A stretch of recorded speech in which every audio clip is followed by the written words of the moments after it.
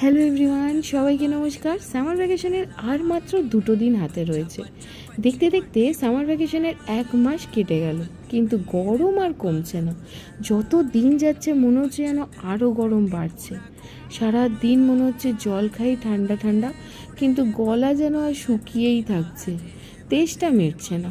আজকে কি মনে হয়েছে, সকালবেলায় মনে হলো যদি কুলফি বানিয়ে দেখি, একটু ট্রাই করে তো দেখা যেতেই পারে। নিয়েছিলাম একটুখানি ক্রিমওয়ালা দুধ, ফ্রেশ ক্রিম ঘরেরই তৈরি, আর নিয়েছিলাম কেসর, বিস্কিটের গুঁড়ো, আর সাথে নিয়েছিলাম বেশ কিছুটা কাজু বাদাম আর ওটস।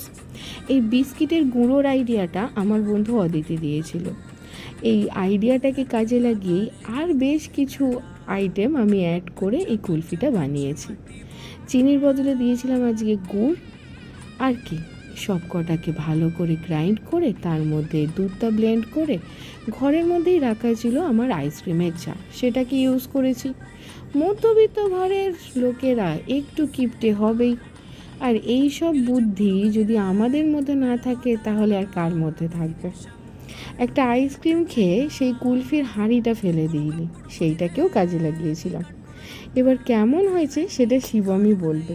কেমন হয়েছিল শিবম? মাম্মি দারুণ হয়েছে গো, দারুণ। যাক, ওর পছন্দ হয়েছে তাহলেই হবে।